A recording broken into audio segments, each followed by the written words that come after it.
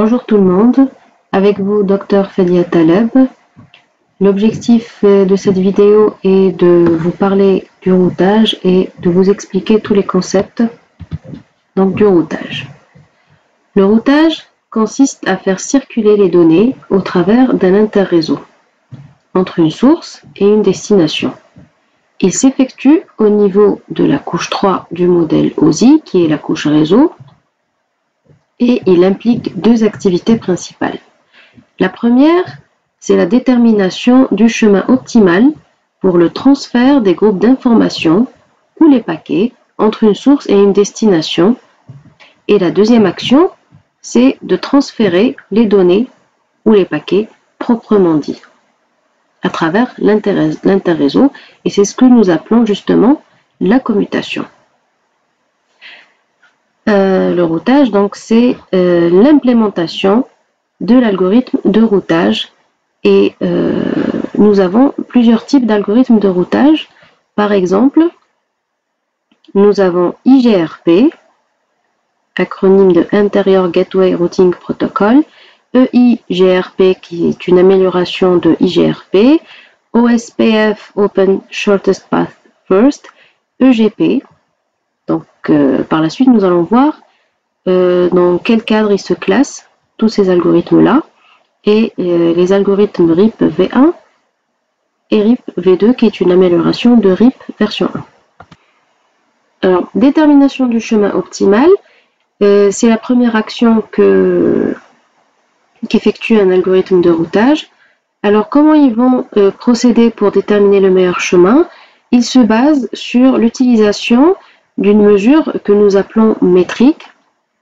Alors c'est quoi les métriques? C'est une mesure utilisée par l'algorithme de routage pour déterminer le meilleur chemin. Chaque algorithme de routage a sa propre métrique ou plusieurs. Il peut mixer entre plusieurs métriques pour obtenir le chemin optimal. Ces chemins calculés vont être stockés à l'intérieur de tables que nous appelons tables de routage et qui sont maintenues par l'algorithme de routage. Alors ces tables-là vont permettre de stocker les informations sur les routes, ce qui permet de ne pas avoir à recalculer à chaque fois ces routes et de réutiliser les routes déjà calculées, sauf changement à l'intérieur du réseau. Alors ces tables-là vont conserver plusieurs informations. Entre autres, nous avons la destination et le prochain saut. Alors destination représente l'adresse IP de destination et le prochain saut représente l'adresse IP du prochain saut à effectuer dans le chemin. Voilà, donc c'est ce que j'avais dit.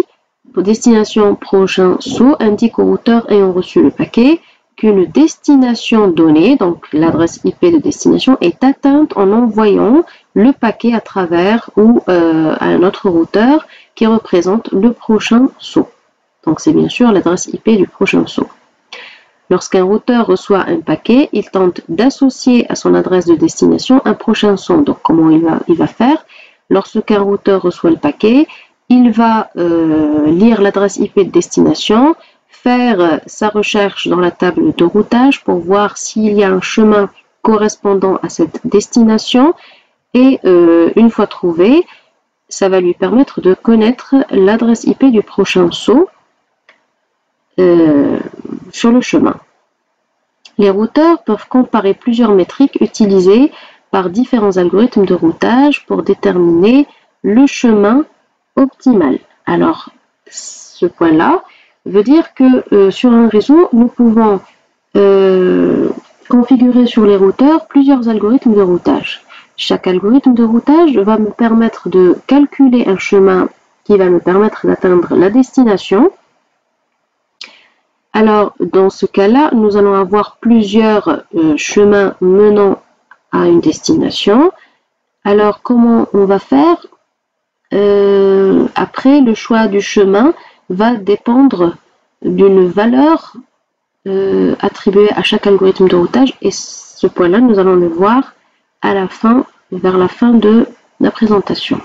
Les routeurs vont s'envoyer des mises à jour comportant une partie ou l'intégralité de la table de routage, et ça s'effectue d'une manière cyclique de cette façon. Donc s'il y a eu un changement dans le réseau, tous les routeurs vont être au courant de ce changement afin de ne pas emprunter par exemple un chemin sur lequel un routeur est défectueux ou un chemin qui est très sollicité et qui ne va pas me permettre de transférer mes données d'une façon optimale. Voilà, donc tout dépend aussi des métriques utilisées. Ces mises à jour-là vont être envoyées de manière cyclique sur le réseau afin d'être au courant de toutes les modifications qui peuvent arriver au sein du réseau. Alors là, vous avez un exemple de table de routage. Alors j'ai obtenu cette table en tapant la commande show IP route sur le routeur. Alors en haut, vous avez la description de chaque, disons, code ou de chaque lettre qui peut apparaître au niveau de la table de routage. Alors C représente connected ou directly connected. Alors plus bas, vous avez la table de routage. Nous avons 3 lignes avec la mention C au début qui représente les réseaux directement connectés à ce routeur. Donc là, nous avons 3 réseaux qui sont directement connectés au routeur et qui sont accessibles par les interfaces qui sont mentionnées. Alors par exemple, pour le réseau 172.30.528, ce réseau-là est directement connecté et on peut l'atteindre en empruntant l'interface Fast Ethernet 01. Alors pour les routes pour laquelle la mention R est visible au début, R veut dire que ce sont des routes qui ont été apprises par ou grâce au protocole de routage RIP.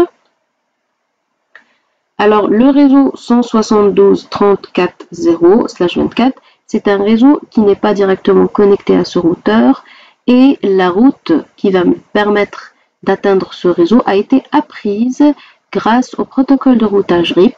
Voilà.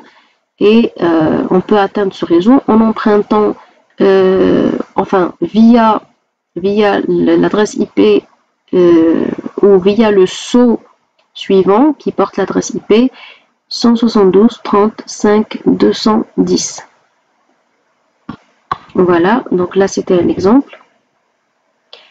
Alors, choix du meilleur chemin, c'était le principe, c'était la première action à effectuer par le routeur. Et après, nous avons la deuxième action qui est la commutation ou l'acheminement proprement dit. Alors, le terme commutation désigne littéralement les paquets qui se déplacent d'une source vers une destination. La fonction de commutation a pour responsabilité principale d'encapsuler les paquets dans des trames de couches liaison de données adéquats. Il est possible d'avoir une encapsulation différente de celle qui a été reçue. Voilà. Donc il est possible que le paquet soit encapsulé dans un type de trame de couche 2 différent de celui dans lequel il a été reçu. Alors supposons par exemple que le réseau à partir duquel nous avons reçu le paquet, c'est un réseau Ethernet. Alors l'encapsulation de couche 2 va être une trame Ethernet. Le routeur qui a reçu ce paquet, alors il va désencapsuler, donc enlever l'encapsulation Ethernet qu'il a reçu.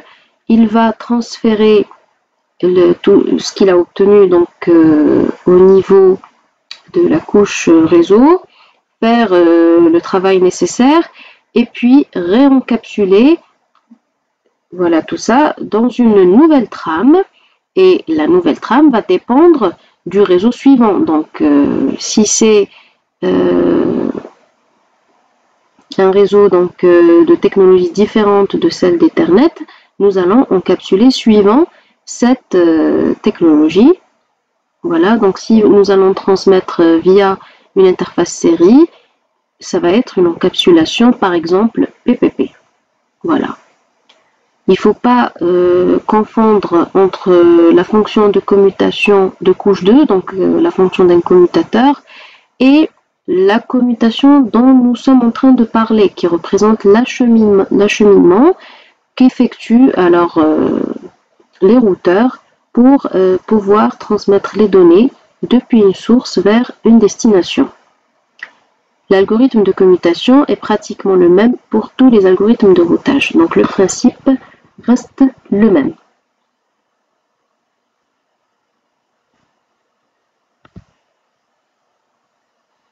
Alors ce schéma explique tout ça. Lorsqu'un hôte veut envoyer des paquets à un hôte distant, après avoir obtenu l'adresse du routeur auquel il est directement relié, alors là sur l'image nous avons PC1 qui veut envoyer des données à PC2. On voit bien là qu'ils ne sont pas sur le même réseau, donc ils sont sur des réseaux complètement différents. Et entre les deux, il y a plusieurs routeurs. Donc dans ce cas précis, nous avons 3 routeurs. Alors PC1, lorsqu'il veut envoyer un message à PC2, il va alors l'adresse IP du message, l'adresse IP source va être l'adresse de PC1. L'adresse IP de destination va être l'adresse IP de PC2. L'adresse MAC source va être l'adresse MAC de PC1 et l'adresse MAC de destination va être l'adresse MAC de la première interface du routeur R1. Donc c'est l'interface qui est connectée au réseau auquel appartient le PC1. Alors lorsqu'un hôte veut envoyer des paquets à un hôte distant et après avoir obtenu l'adresse du routeur auquel il est directement relié, donc je dis obtenu parce que donc s'il ne dispose pas de l'adresse MAC de l'interface connectée de R1 qui est connectée au réseau LAN auquel appartient PC1, s'il ne dispose pas de l'adresse MAC, donc il va devoir envoyer une requête ARP et recevoir une réponse qui va lui permettre d'apprendre ou de connaître cette adresse. Voilà, à ce moment-là, il pourra envoyer le message qu'il voulait envoyer à PC2. Alors, l'autre source envoie le paquet avec l'adresse physique du routeur et l'adresse logique de l'hôte de destination qui est dans ce cas-là PC2. Le routeur, alors R1, qui est dans cet exemple, il va examiner le paquet reçu et détermine à l'aide de l'adresse IP de destination s'il peut attribuer un saut suivant. Autrement dit, alors le paquet est rejeté. Alors R1 va faire quoi? Il va lire l'adresse IP de destination et va voir s'il peut acheminer ce paquet vers la destination ou non. Voilà. Une fois que le routeur a déterminé l'interface de sortie à l'aide donc de la fonction de détermination de chemin, le routeur va encapsuler le paquet dans une trame liaison de données de l'interface de sortie. Alors, l'encapsulation, cette encapsulation va dépendre de la technologie utilisée dans le réseau suivant, donc auquel est connectée la deuxième interface du routeur. Le routeur remplace donc l'adresse physique de destination par celle du saut suivant et va envoyer le paquet. Nous allons voir ça en détail dans quelques instants. Voilà. Donc si l'hôte de destination est encore loin, les routeurs suivants vont effectuer le même travail pour pouvoir acheminer le paquet vers la destination. Alors le routeur va effectuer donc 3 étapes principales. Premièrement, il va désencapsuler le paquet de couche 3 en supprimant l'entête et l'enqueue de couche 2. Il va examiner l'adresse IP de destination pour trouver le meilleur chemin dans la table de routage. Et ensuite, si le routeur il va trouver un chemin vers la destination, il va encapsuler le paquet de couche 3 dans une nouvelle trame de couche 2 et transférer la trame à l'intérieur ou à l'interface de sortie.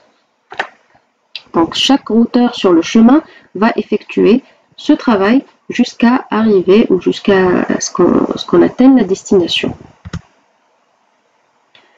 Alors là, je vous fais un petit exemple. Alors, sur le réseau que vous avez en image, supposons que PC 365 veuille transférer ou envoyer des données à PC 265. Alors, dans ce cas précis, nous parlons de remise directe, puisqu'il n'y a pas de routeur entre les deux. Alors, plus bas, vous avez la structure ou les informations à mettre dans le paquet, c'est-à-dire les adresses IP, et après l'avoir encapsulé dans une trame, quelles sont les adresses MAC que nous allons mettre au niveau de la trame. Alors, lorsque le message sort de PC 365, il va sortir avec une adresse IP source qui est sa propre adresse IP, une adresse IP de destination qui est l'adresse IP de PC 265. Ensuite, on va encapsuler tout ça dans une trame et qui portera l'adresse MAC source, qui est l'adresse MAC de PC 365, et l'adresse MAC de destination qui est l'adresse MAC de PC 265. Alors, une fois arrivé à PC 265, celui-là, il va recevoir le message. Donc, c'est la partie que vous avez là. C'est la partie que vous avez là sur la gauche. Et la partie de droite, c'est le message tel qu'il va être reformulé par PC 265, donc pour envoyer une réponse au message qu'il a reçu. PC, alors la réponse va être, si on veut, les adresses vont être inversées. L'adresse source, cette fois-ci, devient l'adresse de PC 265. L'adresse IP de destination, c'est l'adresse IP de PC 365. Et pareil, pour les adresses MAC, ils vont être inversés. Voilà, et c'est tout à fait logique. Donc là, c'est une remise directe.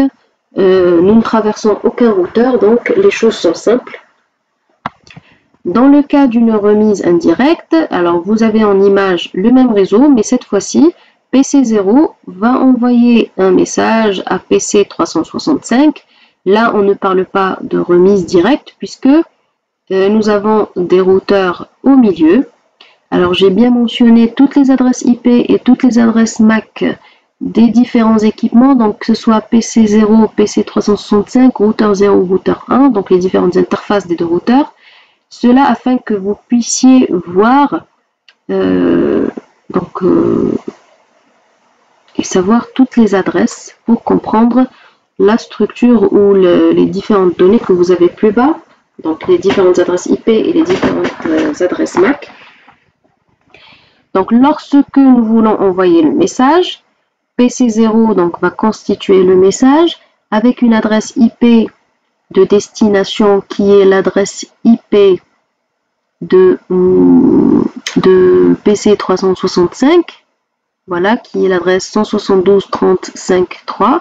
L'adresse IP source, c'est sa propre adresse IP, donc c'est le 172.35.131. Et pour les adresses MAC, alors l'adresse MAC source, alors celle qui se trouve avant les deux petites flèches, l'adresse MAC source, c'est sa propre adresse MAC, donc c'est bien visible ici sur l'image. Donc c'est l'adresse qui commence par 309, etc. L'adresse MAC de destination, donc ce n'est pas l'adresse de PC 365, mais c'est l'adresse de la passerelle par défaut.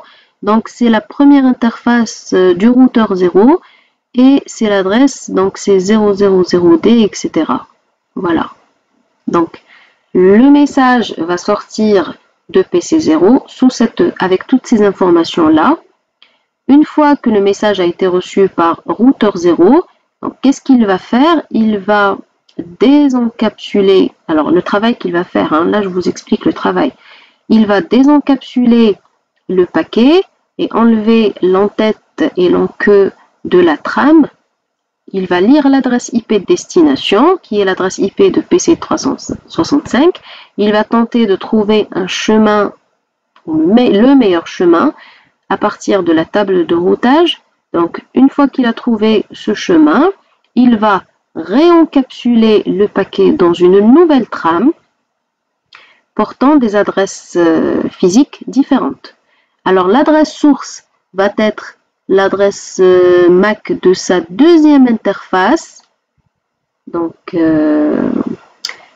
l'adresse c'est 001, C7, C6, etc. Donc, c'est sa propre adresse, mais de sa deuxième interface. Et l'adresse de destination va être l'adresse MAC du prochain saut. Voilà, qui est donc la première interface du routeur 1 connecté à ce même réseau. Donc, le réseau qui permet de relier routeur 0 à routeur 1. Voilà.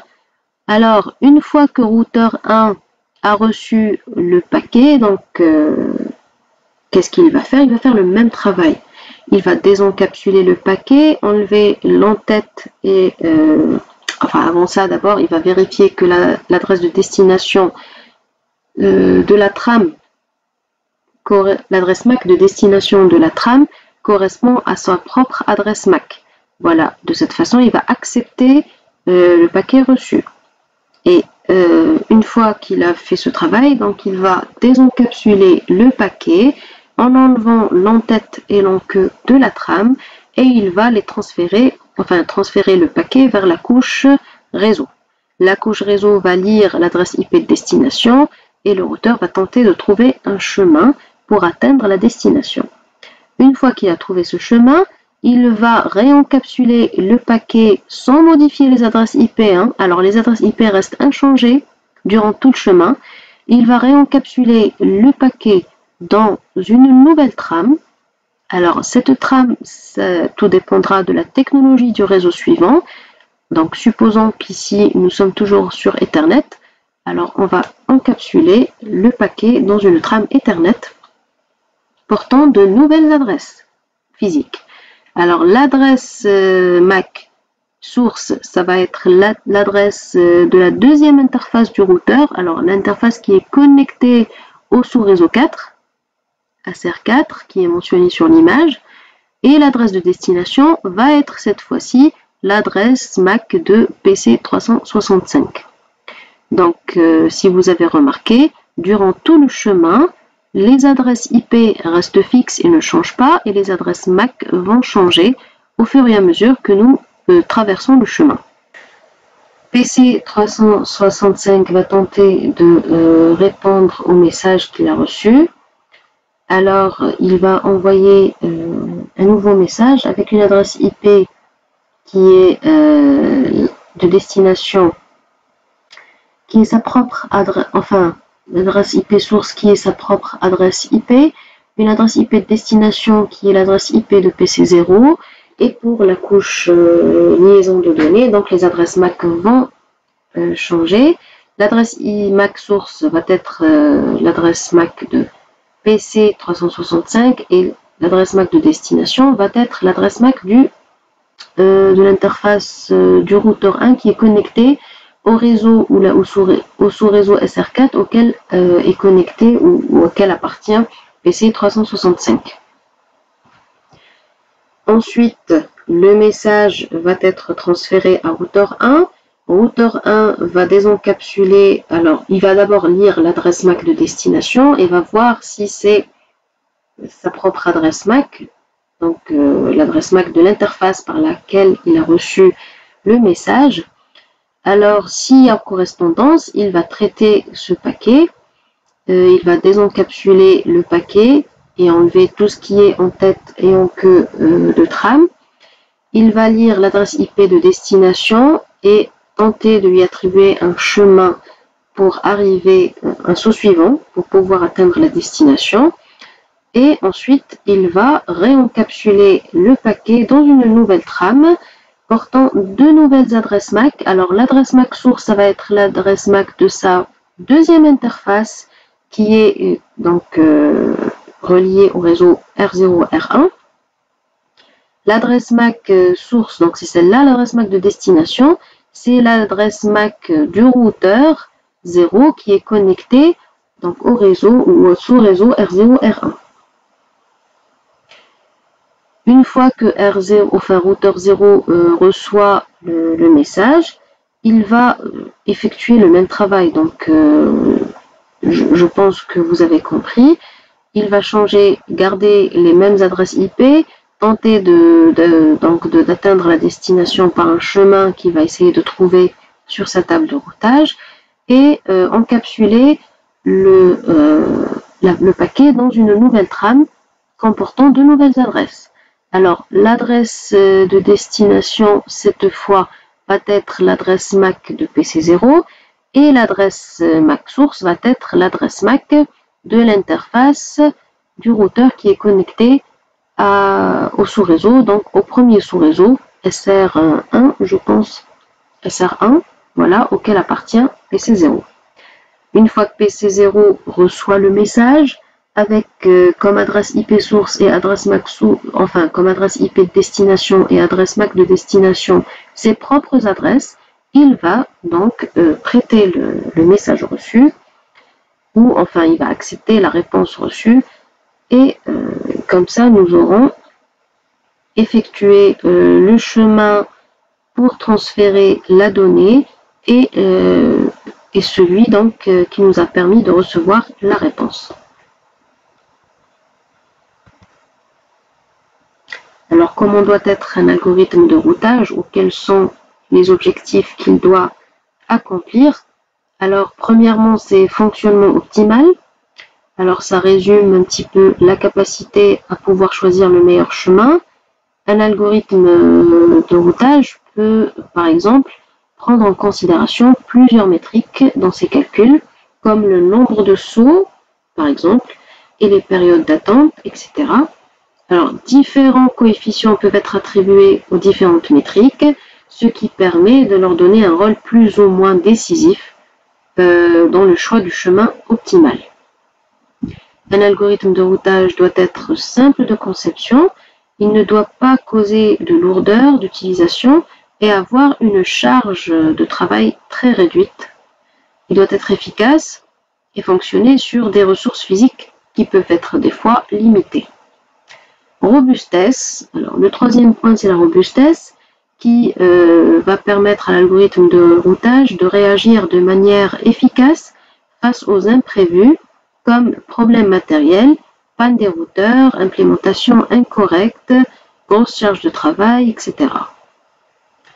Il doit converger le plus rapidement possible et arriver à conclure un accord avec tous les réseaux concernant les routes optimales. Donc c'est le temps nécessaire qu'il lui faut pour qu'un ensemble de routeurs puisse disposer d'une vision homogène sur les chemins empruntés. Donc si par exemple de nouvelles routes sont mises en service, ça va provoquer un nouveau calcul des routes optimales et va forcer les routeurs à conclure un accord sur l'emprunt de ces nouvelles routes. Alors, la convergence, il faut que ce soit le plus rapide possible. Flexibilité. Alors, la flexibilité, face à certains changements qui peuvent survenir sur le réseau, comme bande passante, donc c'est un paramètre qui peut varier, les temps de latence, la taille des files d'attente des routeurs, etc. Donc, on doit être flexible face à tous ces changements. Voilà, peut-être aussi l'état d'un segment du réseau qui peut changer. Donc, on doit être flexible face à tous ces changements. Par exemple, si un segment est interrompu, les algorithmes de routage doivent rapidement choisir un nouveau chemin optimal pour qui n'utilise pas ce segment défaillant ou qui est interrompu. Alors, les algorithmes de routage peuvent être classés de différentes manières. Il y a plusieurs types de classification. La première, donc, c'est algorithme de routage statique, non adaptatif et algorithme de routage dynamique.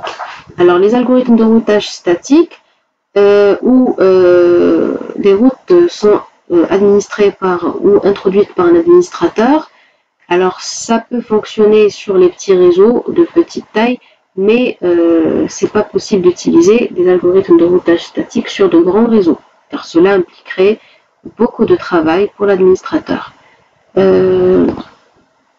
Voilà, puisqu'ils ne peuvent pas réagir automatiquement aux modifications au sein du réseau. Il faudrait donc à chaque fois que l'administrateur intervienne pour apporter les modifications aux routes qu'il avait introduites. Nous avons une deuxième classe d'algorithmes, c'est les algorithmes dynamiques, qui peuvent réagir de manière automatique ou dynamique au changement du réseau, sans avoir besoin donc de l'aide d'un administrateur. Donc ils vont analyser les messages de mise à jour, de routage qui circulent, et essayer de s'adapter aux changements si jamais il y en a. Si les messages indiquent qu'il y a eu des modifications dans le réseau, l'algorithme de routage recalcule les routes optimales et envoie d'autres messages de mise à jour qui vont inciter les autres routeurs à recalculer leur route et modifier leur table de routage. Donc c'est utile pour les réseaux de grande taille, et là nous n'avons pas besoin d'administrateur, donc il va juste configurer l'algorithme dynamique au début et le laisser se charger du reste, ce qui va lui permettre de se décharger, donc d'avoir à modifier à chaque fois les routes en fonction du changement du réseau. Le routage statique, voilà, on peut l'utiliser en combinaison avec un routage dynamique, afin par exemple de déterminer des routes par défaut qui peuvent être empruntées si jamais il y a besoin. Nous avons une autre façon de classer les algorithmes qui est algorithme à trajet unique et à trajet multiple. Donc certains algorithmes vont calculer un seul trajet qui peut mener à la destination, et d'autres qui vont calculer plusieurs routes qui peuvent mener à la même destination. Alors l'intérêt d'avoir un algorithme à trajet multiple est de multiplexer le trafic sur plusieurs liaisons, ce qui va me permettre donc d'avoir un meilleur débit et une meilleure fiabilité. Donc au lieu d'utiliser un seul chemin sur lequel je dois attendre qu'un paquet soit transféré pour pouvoir transférer l'autre, le suivant, je vais envoyer sur des chemins parallèles et pouvoir finir ma transmission au plus vite. Les algorithmes, une autre classification, c'est les algorithmes à état de lien et les algorithmes à vecteur de distance. Alors là, ça concerne tout ce qui est mise à jour. Les algorithmes à état de lien vont envoyer des mises à jour de la façon suivante. Alors, ils vont envoyer l'état de leur propre lien, d'accord, mais il va être cet état des propres liens va être envoyé à tous les routeurs du réseau. Donc, ce que nous résumons en petites mises à jour partout dans le réseau. Chaque routeur du réseau construit une image complète donc du réseau dans sa table de routage en recevant de petites mises à jour, voilà, d'un peu partout. Voilà. Et les algorithmes à vecteur de distance, ils font un petit peu le contraire. Ils vont envoyer l'intégralité ou une grande majeure partie de la table de routage, mais uniquement au routeur voisin. Donc, on résume ça à mise à jour importante au voisin. Donc, la première état des liens, c'est petite mise à jour partout. Vecteur de distance, c'est grande mise à jour uniquement au voisin. Le premier type d'algorithme est plus gourmand en termes de CPU et de mémoire. Donc, chaque type d'algorithme a ses avantages et ses inconvénients. Nous avons une autre classification qui est algorithme de routage intérieur-extérieur. Alors, les algorithmes de routage intérieur sont utilisés au sein d'un système autonome. Alors, qu'est-ce que c'est qu'un système autonome? Un système autonome, c'est un réseau qui est administré par un même administrateur. Voilà. Par exemple, un réseau d'entreprise ou quelque chose dans le genre. Alors, tous les routeurs qui appartiennent à ce système autonome vont utiliser un algorithme de routage intérieur. Alors, les routages intérieurs sont par exemple RIP, EIGRP, OSPF, ISIS, etc. Donc, tous ces algorithmes peuvent être utilisés en interne dans un même système autonome. Les protocoles donc de routage qui permettent de connecter les systèmes autonomes entre eux sont appelés des protocoles de routage extérieurs, et nous avons comme alors extérieur, donc c'est pour EGP, Extérieur Gateway Protocol, et comme type donc comme exemple de protocole extérieur, nous avons le protocole BGP. Alors pour résumer tout ça, à l'intérieur d'un système autonome, on utilise un algorithme de routage intérieur. Et entre les systèmes autonomes, nous allons utiliser les algorithmes de routage extérieur. Voilà, là, donc ça explique ce que c'est qu'un système autonome. Donc c'est un ensemble de réseaux sous la même autorité administrative ou autorité de gestion. Donc nous avons un même administrateur qui va gérer ce système autonome. Allocation des adresses IP, découpage en sous-réseaux, définition du protocole de routage. Donc c'est l'administrateur, un même administrateur qui va effectuer toutes ces tâches. Un système autonome, il inclut donc les routeurs de bordure qui vont me permettre de me connecter au réseau extérieur et les routeurs intérieurs, d'accord, donc qui vont permettre soit par exemple de relier les sous-réseaux entre eux et de permettre d'étendre le réseau. Voilà, donc il comprend tout ça. Alors là, cette arborescence résume un petit peu ce qu'on a vu. Donc nous avons les routages dynamiques. Là, je n'ai pas représenté les routages statiques, donc puisque c'est des routes inclus par l'administrateur ou administrées par l'administrateur. Alors là, j'ai les routages dynamiques. Comme routage dynamique, nous avons routage intérieur et routage extérieur. Intérieur, c'est IGP, extérieur, c'est EGP. Alors, les routages intérieurs qu'on utilise au sein d'un même système autonome, nous avons deux types de routage intérieur. Nous avons les routages à vecteur de distance et à état de lien. Donc, ceux qui envoient toute la mise à jour de leur table de routage au routeur voisin, qui est le vecteur de distance, et les routages à état de lien qui envoient uniquement l'état de leur propre lien, mais à l'ensemble du réseau. Voilà, comme algorithme dynamique, IGP et à vecteur de distance, nous avons RIP version 2, EIGRP et RIP-NG. Alors, deuxième classe, donc état de lien, nous avons les algorithmes OSPF, donc différentes versions. Et pour les routages extérieurs, qui sont toujours aussi dynamiques, voilà, nous avons l'algorithme de routage BGP. Alors, certains algorithmes utilisent une seule métrique, d'autres combinent plusieurs. Donc ça, on l'avait déjà vu.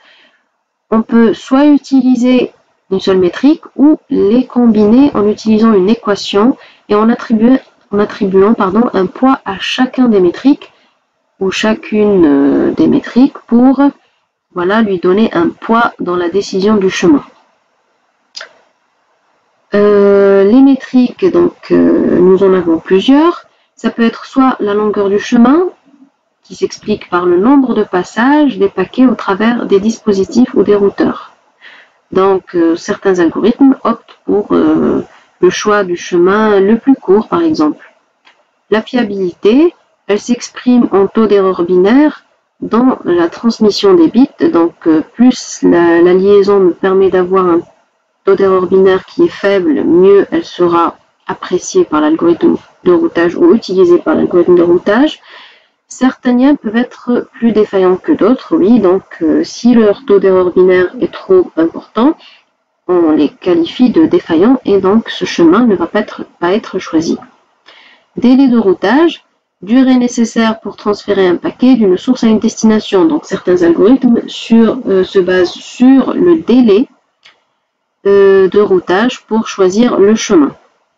La bande passante, qui est la capacité à transférer les données Donc plus une liaison me permet d'avoir une meilleure bande passante, plus cette liaison sera utilisée pour transférer les données. La charge, donc c'est le degré d'activité d'une ressource ou d'un équipement du réseau.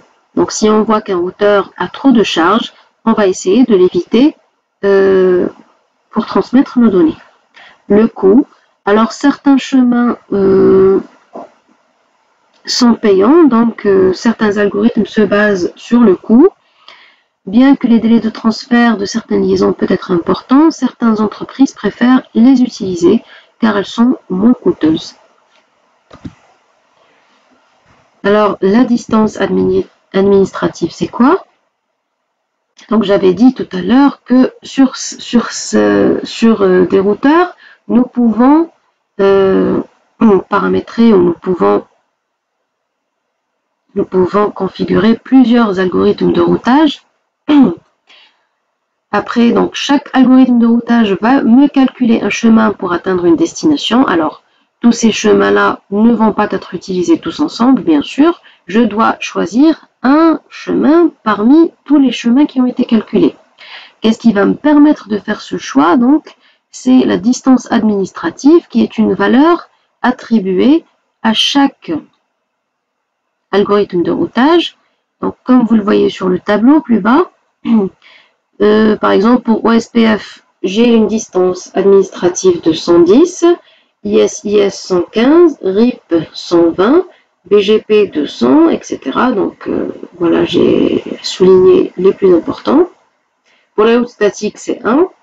Alors, lorsque j'ai par exemple une route qui a été calculée par OSPF, dont la distance administrative est égale à 110, et une route qui a été calculée par RIP, donc dans la distance administrative égale à 120, je vais choisir la route qui a été calculée par OSPF parce que cet algorithme a une distance administrative qui est plus faible ou plus petite que celle du protocole de routage RIP. Donc plus la valeur est faible et plus le protocole est préféré. Donc là, c'est la règle à utiliser pour choisir quel chemin utiliser parmi tous ceux qui ont été calculés par les algorithmes de routage. Alors, par exemple, IGRP aussi, IGRP sur le tableau a une distance administrative de 90, elle sera préférée par rapport à une route RIP. Alors, il faut retenir la règle suivante, plus la distance administrative est petite et plus l'algorithme sera préféré. Alors voilà, j'espère que vous avez compris. Je vous remercie d'avoir suivi la vidéo jusqu'à la fin et à bientôt.